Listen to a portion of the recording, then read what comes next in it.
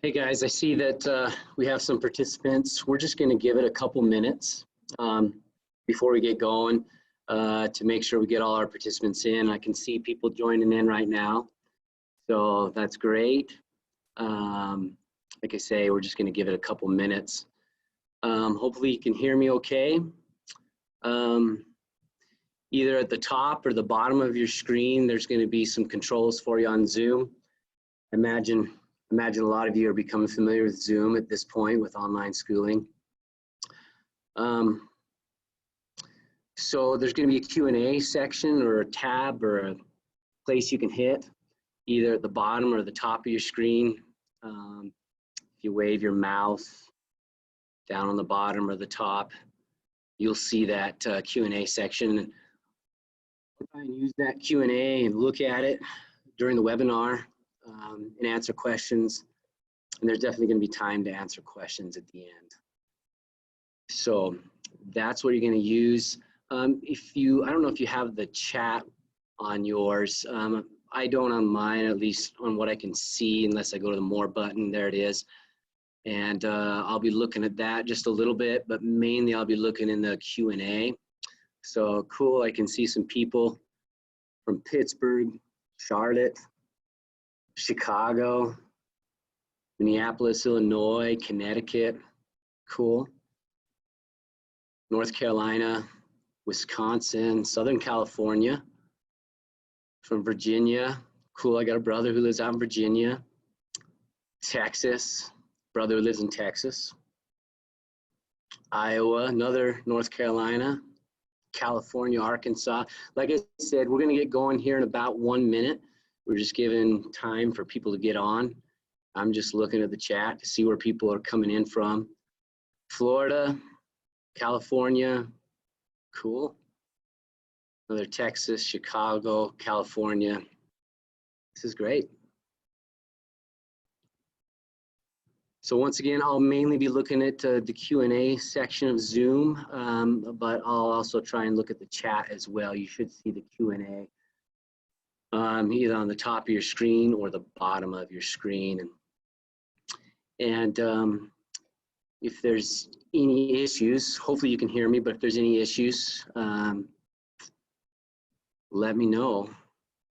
We have someone monitoring this, Chuck from Tech, and he can help us out as well. So great, guys, we're gonna go ahead and start. This is what's your evidence? Unique ways to debate.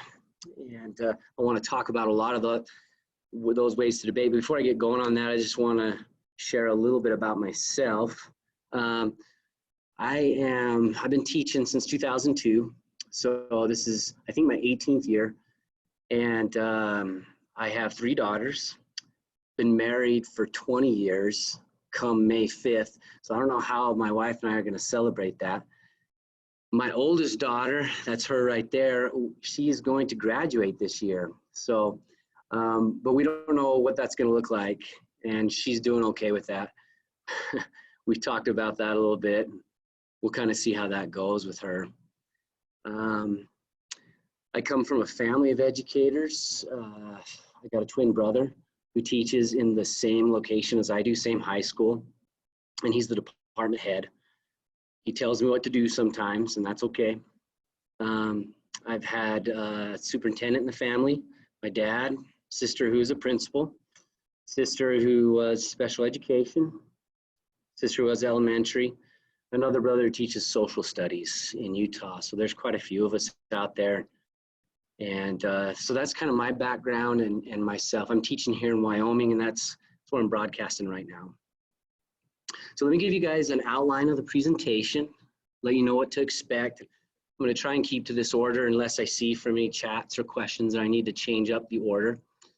I'll talk about the why debates and similar activities are important.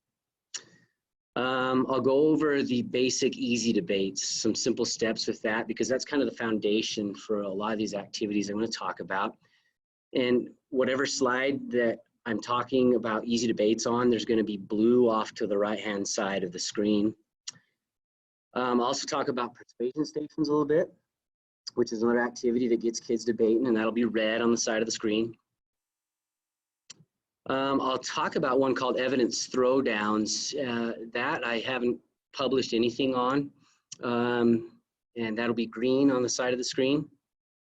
After that, I don't think I'm going to talk about mock trials too much, maybe not at all, depends on time.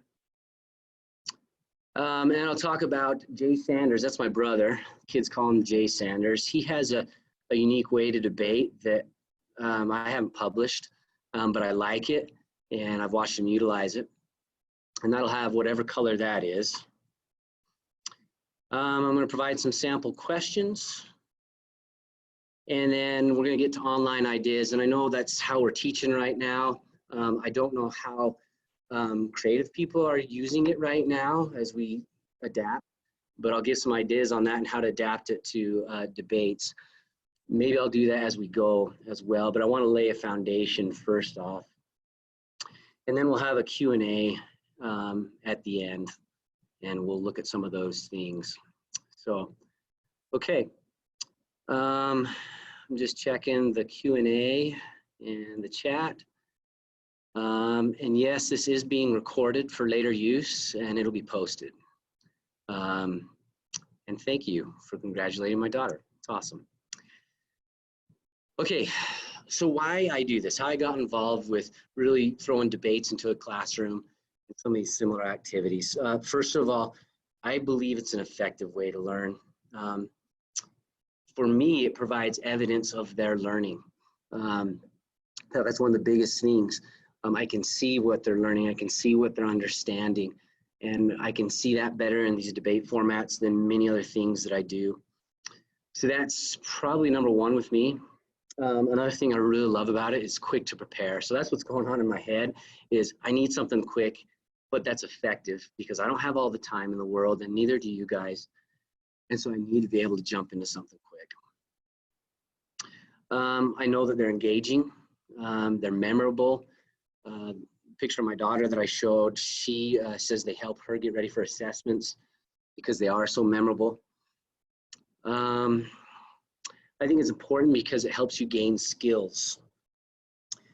And what I mean by that is to be able to formulate an opinion, to share it, to support it with evidence, to support it with reasoning is important. I look at the, you know, when we talk about the coronavirus task force, I can imagine some of the debates going on with that group.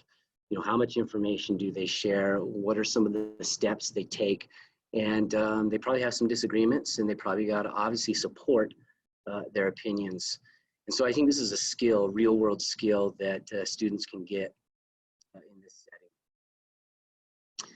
And it aligns well with standards. So those of you familiar with social studies standards, whether they're like national standards from Common Core or C3 framework, or your state standards, they're pretty umbrella standards, and you see a lot of language that talks about argumentation and using sources and backing up your ideas and opinions. I think these activities do a great job with that.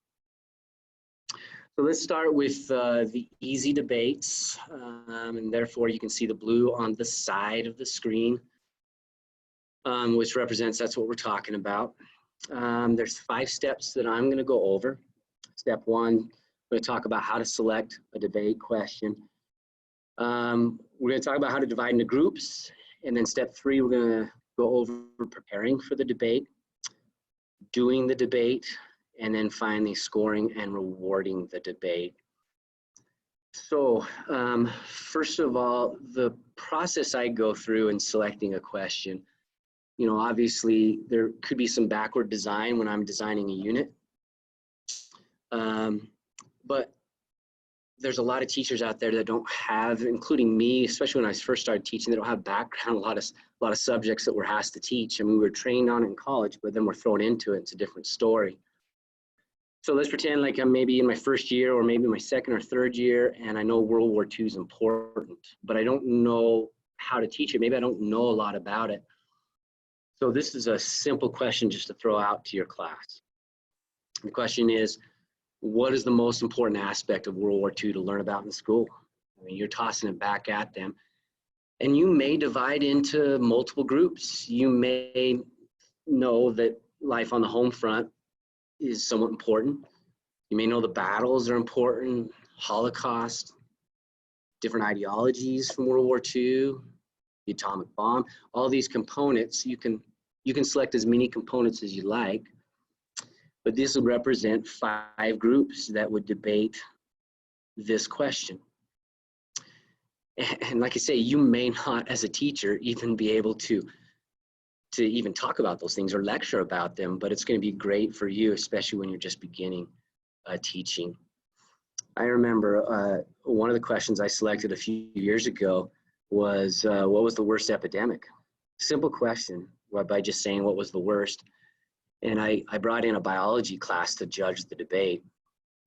I was actually teaching a geography class, so we were talking about movement as a theme in geography. And so I wanted to do some cross-curricular stuff. And I divided the kids into these 3 groups: Justinian plague, bubonic plague, and Spanish flu. And we had an awesome debate. It was higher level thinking. It was engaging. It was great stuff. And it was just a question that popped into my head that I thought we'd look at. And a lot of those questions are going to be like that. A lot of those questions are going to investigate, what does worst mean? What does famous mean? What does corrupt mean? And the students will think of their own ideas about what's that mean? What is important when studying World War II? What was the worst epidemic? Who was the greatest pharaoh in Egypt? And I love how they get to define that through the debate. Last thing on this slide, I think one of the most important things, and hopefully you can see that, I don't know if you can, but it's not so much the answer to the debate question. It's the process they go through in diving into these questions. And if you've done some of these debates, you'll know that that's the case. So I'm gonna go to step 2. Before I go to step 2, I'm just double checking and seeing if there's any questions thus far. And yeah, and once again, you can use that button, the Q&A button, to ask any questions as we go. I'm definitely gonna get to those eventually. And okay, what are some effective ways in dividing students into groups? Sounds good, I'll get to that. So first of all, I have to think about, will students choose their groups, or will I divide them? What kind of liberty am I going to give to that? And it really depends, because if I'm starting the unit with a debate, they don't have background in this, so they're really not going to care about the question as much. They don't have that foundation. So that's where I can divide them into groups. Whereas if it's at the end of the unit and they have some background and foundation, it's going to be a lot easier for them to divide into groups. So one of my favorite methods that I've used quite a bit in the last couple years probably is I just hand them sticky notes. After I introduce the debate question, hand them sticky notes. I say, write down your name. You want to be in the yes group or the no group, or if it's that World War II debate, if you want to be in the battles group or the home front group or whatever group you want to be in, you write that group, you write your name. But most importantly, I create a I don't know group or I don't care group, because some students really won't. And that gives you liberty to adjust those as you see fit. So they'll bring me these sticky notes and I'll just be placing them on my podium or desk and dividing them up, and I'll see the I don't cares, and that gives me freedom to move them around. And I get pretty even split groups, but I don't mind if they're outnumbered. You know, I did a debate here about a month ago where it was 13 kids on one side and 6 on another. One of the advantages of a smaller group is you have more of a voice. So that was pretty good. So I got a question as far as my open-ended questions with more than 2 possible positions. So back to my questions. Yes, I have a variety of questions, and I'm going to give you sample questions at the end. Sometimes the question is there's either yes or no, or sometimes it's open-ended, and I'll tell you why later, why I like the open-ended. I'll give you an example of something I did here about 2 months ago that was really effective. So that was just me answering a question just barely in the Q&A. Okay, I'm going to move on. Other thing I want to say on dividing into groups. Let's say you have a question. The question is, should America have dropped the atomic bombs on Japan? And you have a yes or a no. I mean, it's either yes or no on this one. You could possibly have a third group, and that third group is judges from your class. You don't always have to judge these debates. In fact, ideas for judges, you can be a judge. Another class can come in and judge the debate. When I say judge, they're judging off their just thoughts, opinions, and beliefs. Or if you want to make a rubric for them to utilize, you do that. But the third group I was just talking about on the atomic bomb debate. So on the atomic bomb, you have yes or no, or this third group, and that is the handful of your own students who are going to be judges. And so you'll probably want to select those yourself. And one of the things I worry about in having kids judge a debate is, well, what do they do when my other kids are preparing for the debate? And I give them questions and things to work on to establish kind of a foundation for themselves to be good judges. And I'll show you some examples of that as we go. Another idea is if you have a school that's active with the community and it's important to them, you bring in parents or community members to judge a debate. I don't have a ton of experience with that. I did that one time and it went fine, but that was a couple years ago. So those are my ideas. I think that whatever you do, though, you need to talk about bias, especially to your own students, and say, if you're going to judge this debate, you can't let past experiences with other students influence the way you judge. And when you talk about bias and those things with students, they do a pretty good job of judging. I'm going to go to the questions for a second. Question was, can students move and change groups as they hear comments from other groups? I do allow that. I've had that happen where some kids want to adjust, and once they learn more and they say, oh, shoot, man, I was in the wrong group. And I say, you know, I mean, tell me why.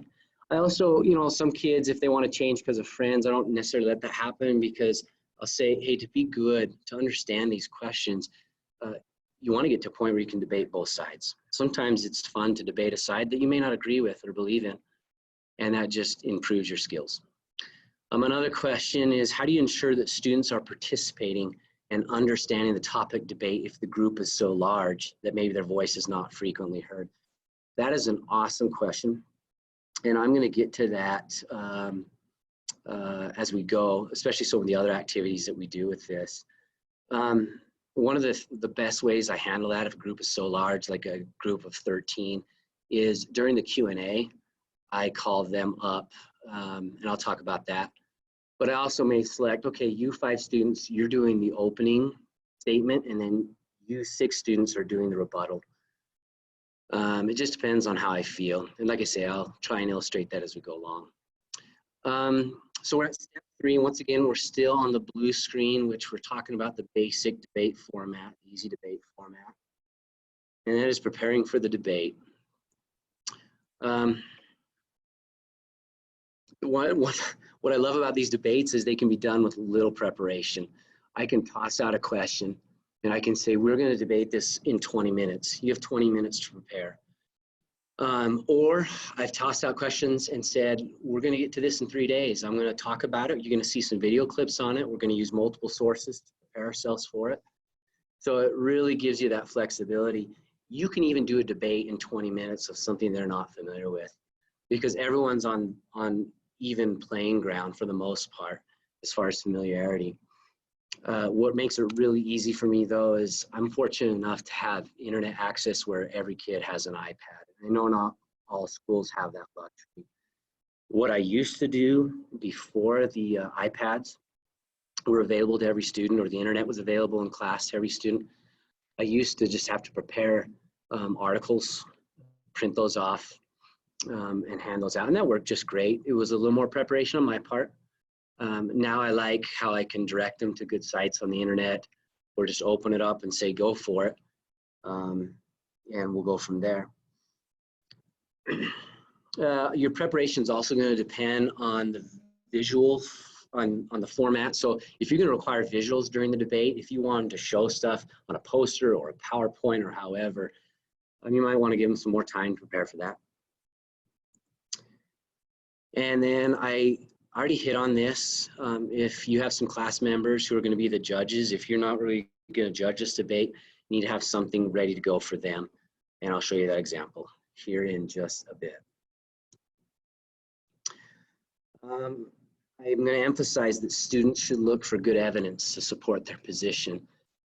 And when I talk about scoring a debate, an important part of that is going to be their sources. And I'll tell you how I do it more as we go along. So that's preparing the debate. Now, step 4 is doing the debate. And I think it's a simple process. There's opening statements that each side does. So if you only have 2 groups, the yes side does an opening statement, the no side then does an opening statement. And when I first started doing debates, I did those around 3 to 5 minutes. If they have a visual component, a PowerPoint that the group has prepared, I might extend the time maybe to about 6 or 7 minutes and tell them that ahead of time. After the opening statements, I take a little break, 5 to 10 minutes, so that they can prepare for the next stage, which is the rebuttal stage. And that's where they get up. I have the whole group come up to the front of the room, or maybe I'll select half the group to come up and they'll do the rebuttal. And that's where I say, hey, you can, in a sense, attack the other side's arguments, but I always highlight that you're not attacking people. You're talking about their arguments. And if you don't want to do that, then you can add additional arguments or clarify some of your own. And kids have done a really good job about that, because I've emphasized how important it is to argue, but how important it is to respect opposite sides, and that this is about the arguments and not about the people. And it's helped with the environment. It's made it great. And I usually keep those to around the same 3 to 5 minutes, but I adapt it as we go too if I can see that they want more time. I then have a Q&A session where I ask questions. Occasionally I'll have the groups ask each other questions back and forth, but I kind of like to control this aspect of the debate, so I will ask the questions. And I've done debates where I haven't had questions prepared, and I've just had to shoot from the hip. And one of my go-to questions is, if the question is, hey, who are the greatest pharaohs in ancient Egypt? Like if there's 4 groups debating that, and then I'm going to ask, well, what determines if someone's great? Or if I'm debating, was Andrew Carnegie corrupt? I'll ask him, how do you define corrupt? What is that to you? So that's usually a go-to question for me. I should clarify that in this easy debate format, if I have like 4 groups debating 4 different pharaohs, or 4 different leaders in ancient Rome, or 4 different mountains in geography, like which one's the most dangerous. So if I have multiple groups, I'm probably going to want to condense those opening statements and rebuttals to 3 minutes. I'm going to the questions here for a moment. And I have a question. Do you have a specific rubric for these debates? As far as a grading rubric, I started with one, but I don't now. I have a grading rubric that I use for when they write their opinion, which I'll get to later. And then how often do you debate with your classes? I debate quite a bit. I teach a U.S. history class right now. We'll do at least a debate once a month, probably once every 3 weeks. We'll do a debate, or we'll do a persuasion station, or we'll do an evidence throwdown. And I'll get to those things here in just a bit. And then I had the question about 3 to 5 minute opening statement, or 3 to 5 minutes for all of them. Good question. I wrote that down later on, and I should have put it right here by opening statements. This is 3 to 5 minutes. The rebuttal is then 3 to 5 minutes.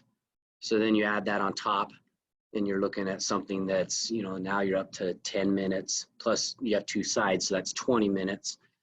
And your Q&A session could go about 20 minutes. I mean, one debate's going to take a full class.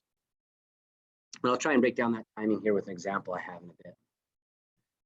And then I finish off the debate with closing statements. Maybe we'll talk about that in a sec.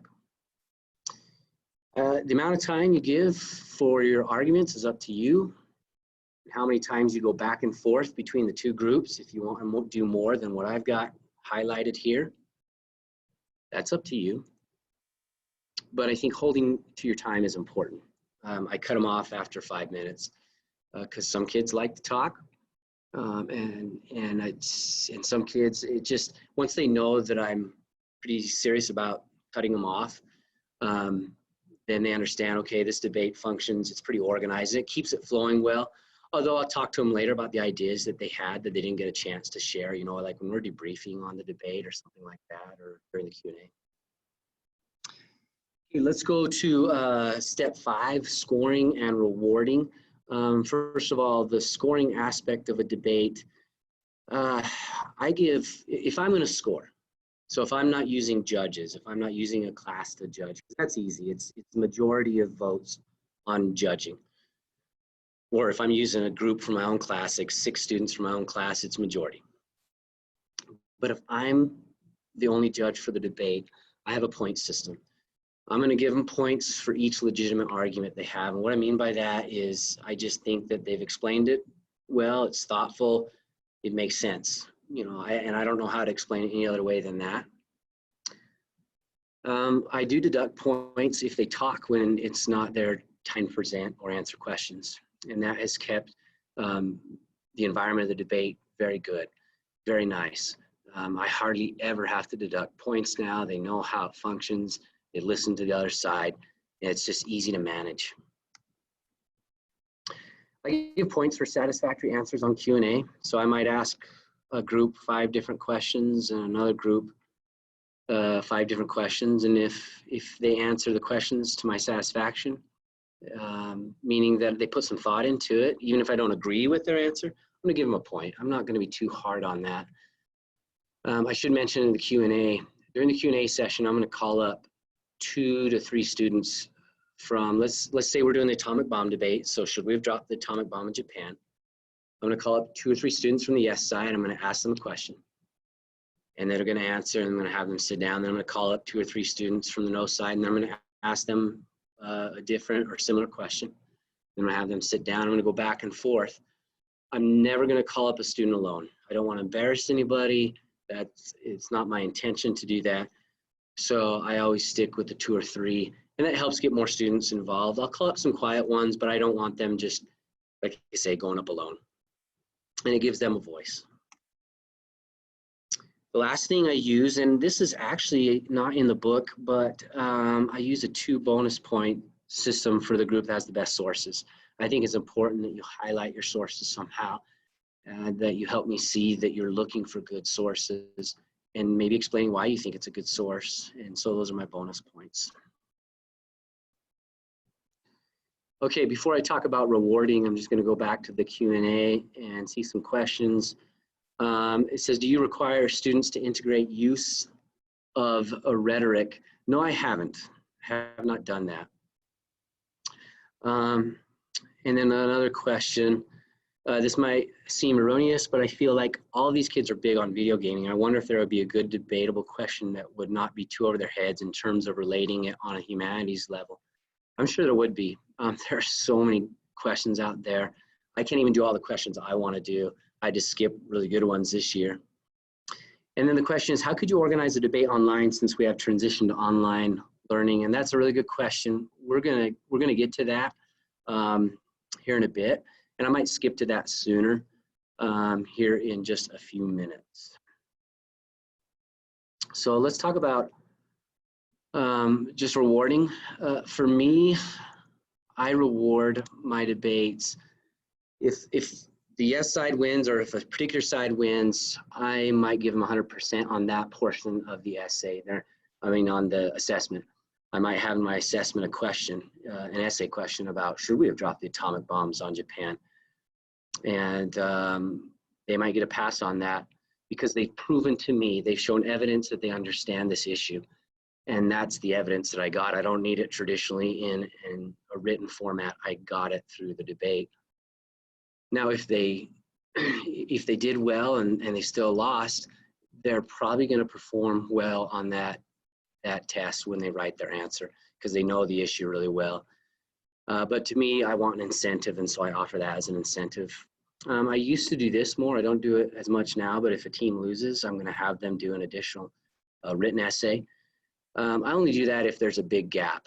You know, if a team just really just didn't step forward and do what they need to do, then I say, I need proof that you guys understand this issue, and the proof that I'm looking for, you're going to have to write it in an essay now, because I didn't quite get enough of what I hoped in this debate format.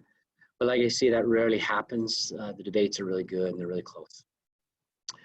I do little fun pictures. I'm not going to go into that right now.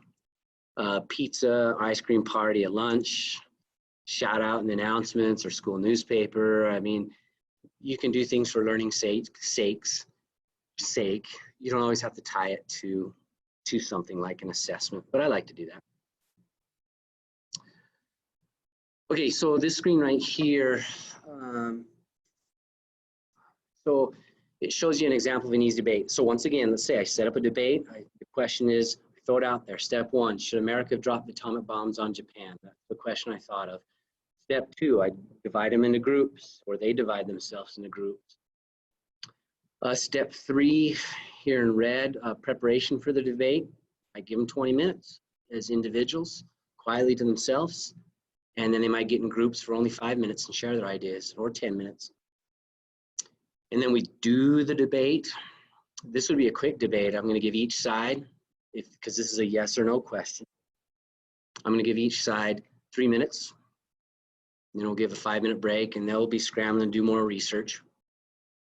And then I might give them 3 minutes to rebuttal each side. The yes side gets a rebuttal, the no side gets a rebuttal. And then I'll probably take time for Q&A. I'll probably ask, in this debate, I'll probably ask each side 5 or 6 questions.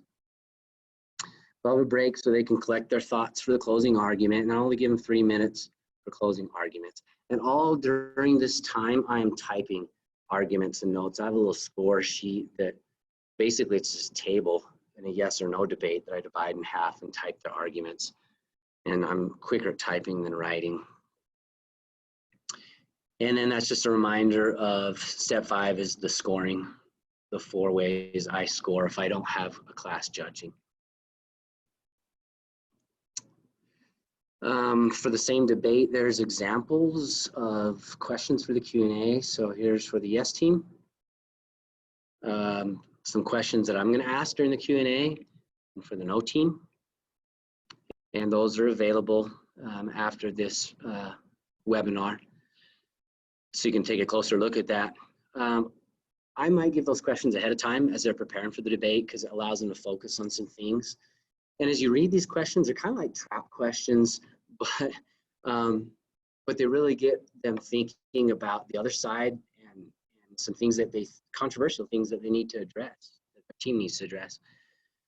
I also might use these questions to give, if I have judges from my class, if I've created a judge group to judge the debate, I might use these questions and say, here, answer these questions, think about these questions before the debate begins. Okay, so now let's go, I'm gonna come back to all of this, the different methods, and I'm gonna go to, because I got the question about online. So I'm gonna introduce these different methods in just a bit, but I wanna go to online learning since it's on our minds quite a bit. First of all, you can debate on Zoom. I'm gonna set one up next week for my own classes, but that was, once again, if your district provides that, or if kids have, you know, if they have the technology to do that, which I know many school districts do and not all do, but debating on Zoom would be awesome. And then to debate on Zoom, I've just broken it down in some steps that you could do. So you would select a debate question and you divide your class into groups. What you do is you email out or share out there, however, whatever way you communicate with students right now online, you let your class members know of one particular class that they'll be debating this question on Zoom. Let's say it's the atomic bomb question. And there's going to be a date and a time for that. So we're going to debate this on Friday at 1:30. Our district has a calendar that we can set up so we're not overlapping with other classes as far as Zoom goes or conferencing goes. And so I don't know what your districts have. And then let class members know what group they're in and maybe give them some guidance on how to prepare for that. Step 2 is set up the Zoom meeting and share the meeting ID. You're gonna have to become familiar with Zoom. I wish I could answer all the questions with Zoom. I've only used it really a few times. This is maybe my 5th or 6th time using Zoom. But you'll share that ID with them and so they can access your meeting. But when you download the app or when you get the program, it's really pretty easy to use. And then you might have to adjust your groups depending on who's able to get online. You know, let's say you have 25 kids in a class and 5 of them don't show. If you need to make adjustments, do it. Maybe you won't have to make adjustments. It's not like the numbers have to be even, excuse me. And then just use the easy debate rules or guidelines, excuse me, that I just went over to guide your debate. You know, have opening statements, have rebuttals, have closing statements, but just remind them to mute their microphone when they're not talking. And you'll be able to see them all on screen on Zoom, or maybe it's going to be 2 if you're using an iPad or something. You have to scroll through the screens. But when one talks, they have to unmute their microphone, and then when they're done, they just pass to another. They can either call in the person, they can name the person, or a person can just raise their hand on screen saying they want to talk. I don't know how smooth it's going to be because I haven't done it yet. I'm hoping to do that next week, but I think it'd be fun. I'm going to give it a try and branch out there a little bit. And then you just score an award, however that works best for you. So I'm going to go to Q&A here and look at some of your questions. How do you deal with students who are absent on the day of a debate? So let's say they're absent they don't show up to the online version, or they don't show up to the real classroom version. I usually give them the questions that I asked in the Q&A, and I want them to answer that. Or just talk to them about it, or ask them to research the question and write down their opinion, type their opinion, and get it in, and that usually counts for their absence for the debate. And another question, after individual prep, can collaboration time be lengthened in general for EL or SPED, just so they can rehearse with their teammates? It can. I'm fortunate enough to have pairs in my room that help, but I think that would be important. And I've had to adapt that actually, where I've had to extend the time. I think that's an awesome idea. That's a great thing to keep in mind. And I like that rehearsal, so it gets them involved. So thank you for bringing that up. Another question, with online teaching, do you think it would be beneficial to host different debates for the same class on the same topic so that each student has an opportunity to participate? Yeah, and I think I'm understanding your question. So I have 3 American history classes or US history classes right now. I wouldn't invite all 3 of those groups, those 60, 70 kids to debate at once. I would have a session set up for my first period class, a session set up for my 4th period, a session set up for my 6th period. I think that's what the question is getting at. And another question here, do you provide students with all the information they need to debate, and or do they conduct their own research? Good question. I used to provide it, and I got nervous when I just opened it up to the internet, because it's like, well, what are they going to find out there, and what some of that's going to be bogus stuff. But I emphasize the importance of sources, and I want them to really go into sources. They get 2 bonus points for how good their sources are. So they're looking, and we talk about sources, primary, secondary. Is this a good primary source? Is this a good secondary source? Okay, so let's go back now. Let's see here. I'm going to come back to online learning if I got time. Just going to throw out some other ideas for you guys in a classroom setting that I think are awesome, and you can prepare these now as you're waiting, for the next school year or whatever your situation might be. First of all, I use persuasion stations a lot because it gets more kids involved. And so what I have is, let's say I have, right here, I have a debate that requires maybe 4 positions. Maybe I've asked for like what aspect of World War II is the most important for schools to learn or teach. And let's say these three students are going to talk about, well, the battles are the most important. Or these three students over here are going to talk about, they're trying to prove that no, the Holocaust is the most important. And these three over here are trying to say, no, the atomic bombs are most important. Once again, the question isn't the most important, it's the process of thinking about these things and diving into them. And so all four of these groups have a different position to take. Well, on the inside are judges.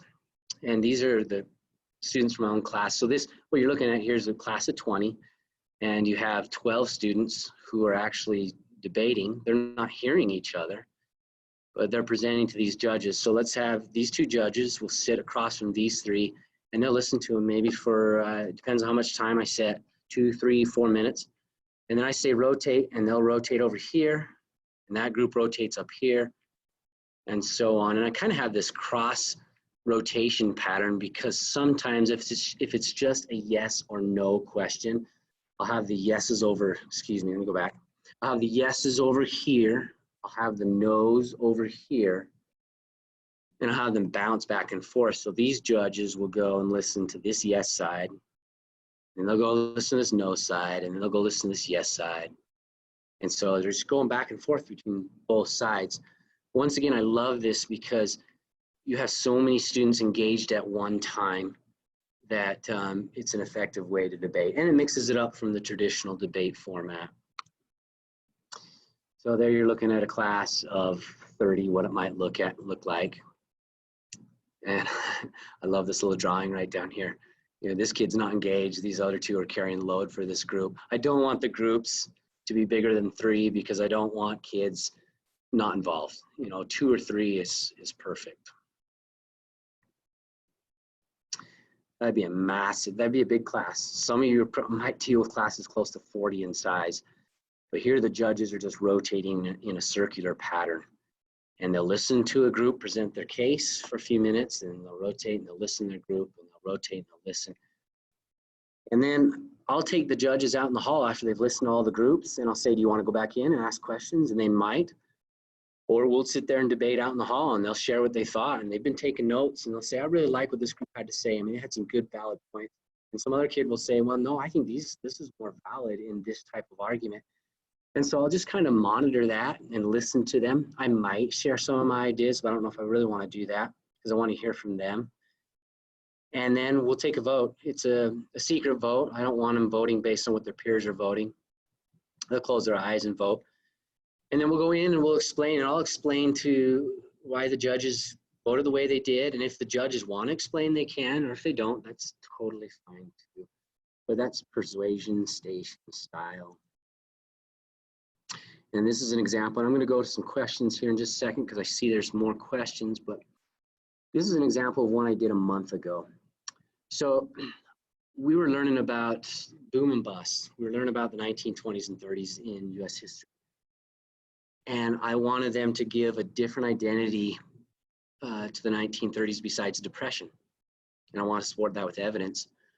And so they all had the same thing. It's not like they were debating against a yes or a no group, or who was the greatest king, or who was the greatest president, or whatever. It was the same question or same prompt. And I had a group of judges. These are the questions I gave the judges to use. They had actually a full day and a half of class time to prepare for this. And the judges worked on this most time. They got done a little bit earlier, probably about 10 minutes before we started the persuasion station debate, and that was okay. And then they came in and they listened to the point of view, and I loved it. I had some groups that were talking about how the Depression was like a diamond in the rough. The 1930s were, because instead of depression, it was the golden age of Hollywood. We saw so many movies, and people were escaping to the movies, and there was inventions, and there was all these things going on, and I wanted them to see a different side to the 1930s size depression. And the judges voted on who they thought displayed that the best. It went great. It was an awesome activity. I liked what we got out of it. And then later this came up on the assessment. I wanted them to do that again on the unit assessment. And some I excused from it because their group did such a fabulous job proving it earlier that they didn't have to do it later. Okay, evidence throwdowns. Before I go to that, let's go to the Q&A. Question, would you be able to provide feedback on your Zoom debate next week? What worked and what didn't? That's a good question. And one thing that I'm open to is you can email me if you have questions or comments. I'd love to communicate over email. And so maybe we can give that email out. I can give you my school email and I can listen to your questions there. The school would have no problem with that. So it's C as in Caleb, so C Sanders at bgh2.org. Once again, that's C Sanders at bgh2.org.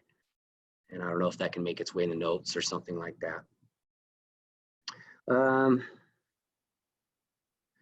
then a question to review steps 1 and 2 of general debate or the easy debate rules. So maybe at the end I can do that. A question, do I require a certain number of sources, like a ratio of primary to secondary? I've done some where it's only primary sources. Like we've done a persuasion station where, we've done an evidence throwdown where I say, I only want primary sources. And the question was, does Sacagawea deserve her fame? And they're mainly working off Lewis and Clark's journals, which are online. And if they find a letter or something else that's not in Lewis and Clark's journals, that's fine. But I only want primary. Or sometimes I'll mix it up and I say I want 3 primary and 3 secondary. And so it depends on what change that I need because I do them so often. Can debates be used for grades 2 through 6? I don't know.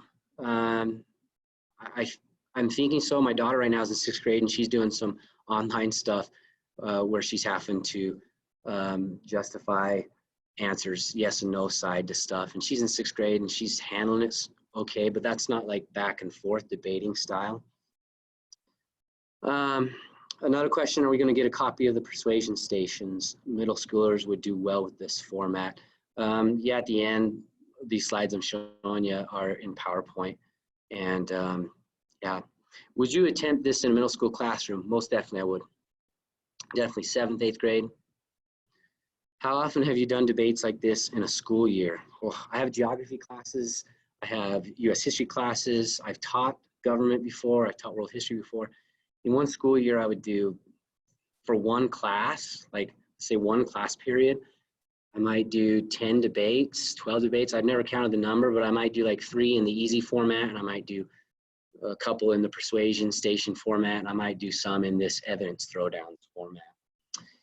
And really what the evidence throwdown format is they prepare just like they would a normal debate. It doesn't matter the question. And then each side presents a number of primary or secondary sources, because that's really what this is. It's a throwdown. So they're going to hand me a primary source. And then I'm going to ask for a primary source from the other side. Hand me a primary source. Or if there's 3 groups, I'm going to bounce from group to group.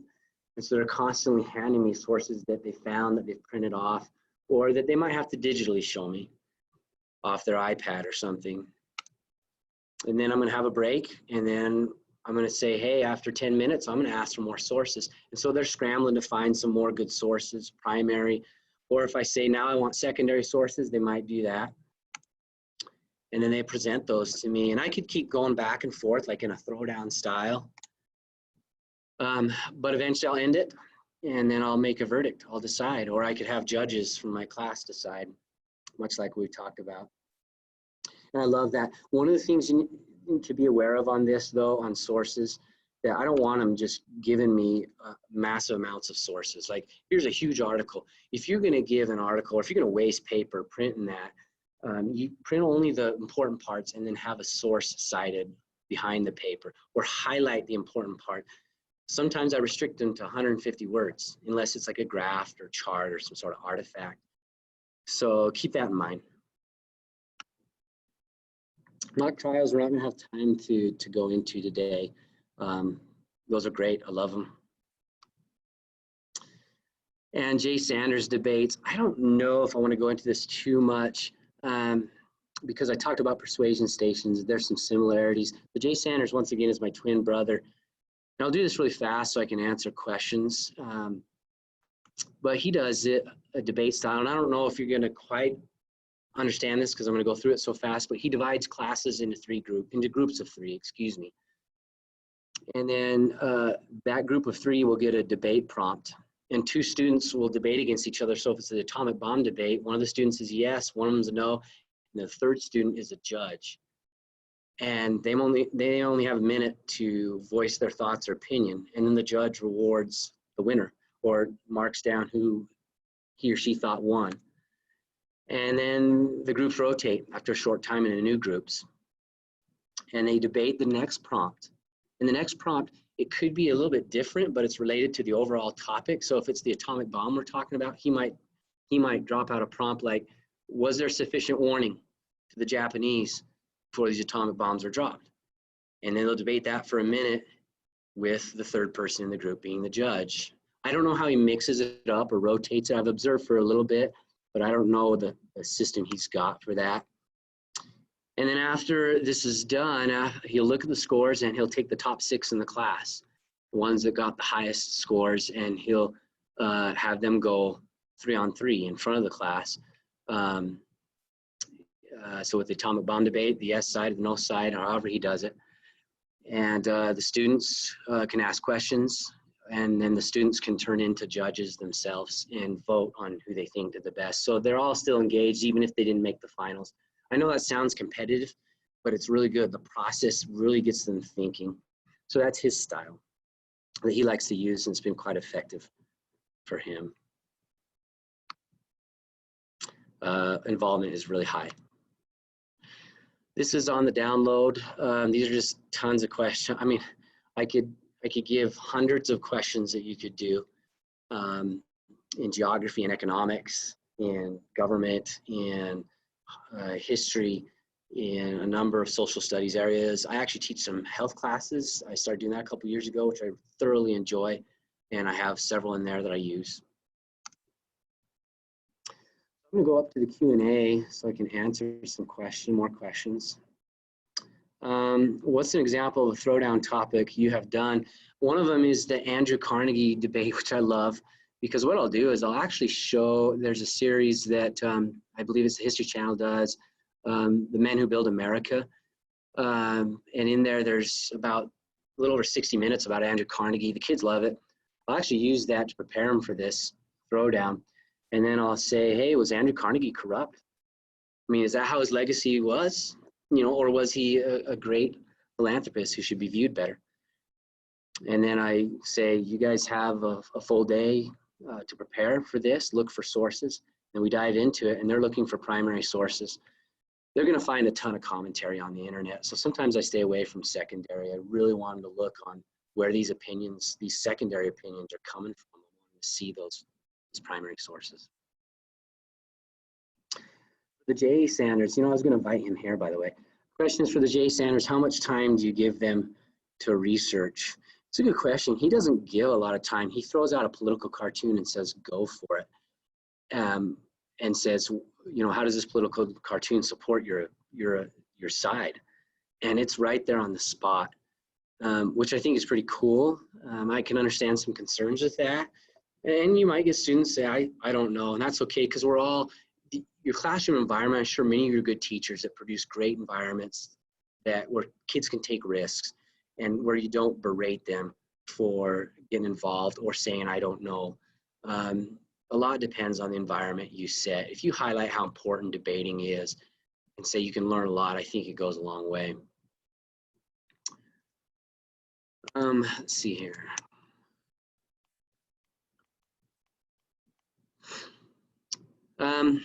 I do a lot of what's called show me challenges. It has nothing to do with debates. If I had time, I was going to get into those today because they're great for online schooling, online assignments. If any of you are familiar with them, the creative challenges are awesome for online assignments besides just traditional, hey, read the section, answer the questions. So, but I'm not going to go into that. Let's just go to more Q&A. Let's see here. how much prep time for rotations? I'm assuming that's talking about how Jay Sanders does things. There's no prep time in between the rotations. They just go to the next group. And I'm assuming that's what you're talking about there. Question, I've been doing debates for years in the 8th grade teaching government. Thank you for all these different, hey, welcome. Thank you for all these different methods to debate certain topics. Very creative. Well, thank you for that. Okay, for persuasion stations. Okay, Anne, I see. So how much prep time for the rotations in the persuasion stations? So that's a good question. So let's say, I'm going to go back to that diagram because it might be easier to see that. Let's see. Here's the diagram I used. So the judges, these are the judges sitting on the inside, and they're listening to these people present. And these people, let's say I gave them 3 minutes to present. As soon as that 3 minutes is up, I say rotate. And the rotation, it happens right away. Like, you know, at a high school level, they're pretty good at rotating and not getting caught up in anything. But if you need to put a time limit when the next group starts, I'd say 30 seconds. Next group starts in 30 seconds. And so these guys would then start presenting. And now this group is presenting for the second time. I mean, all of these groups are presenting for the second time. And then the third time, the fourth time, and it looks like in this setting, they're going to present 6 times. By the time they get to the 6th time of presenting the same thing, they're really good. They know their stuff. And it's fun to talk to them, debrief later after the debate and say, hey, what would you have done differently? And some of them say, I wish we would have practiced ahead of time because we got really good by the 3rd or 4th time we were presenting. Another question, do you give the judges a rubric graphic organizer during the Jay Sanders debates, seeing that they are listening to several different groups? He discusses that with him. He gives them a scorecard. I haven't seen it, and I wish he was here to answer these questions because, like I say, it's a great method. He looks just like me. I just can't say it as good as him. Maybe I'll have him write it up. We can put it somewhere. Another question, could this be improvised for 5th grade students too? I think so. I think you can make it. I mean, because 5th graders are going to have opinions. I mean, anybody who has opinions can debate those opinions. I think with 5th graders, you're going to want to emphasize that it's important to respect people's opinions and to listen. And I think they'll do a great job with that. And I don't see why you can't do it at elementary level. I really don't. Okay, you guys. I haven't looked at the chat at all. I've just been mainly looking at the Q&A. I see that we're about out of time, and there's been quite a few chat messages here. I'm just working from the bottom on up. How do you see students' growth on debates for English language learners? You track their learning somehow on how they're meeting standards. That's good because that's going to be an obstacle that I haven't had to face as much. I don't have a good answer for that. I'd have to think about that because I want to be clear on how I would track that. But that's a good question. Thank you for sharing that. Okay, that's awesome.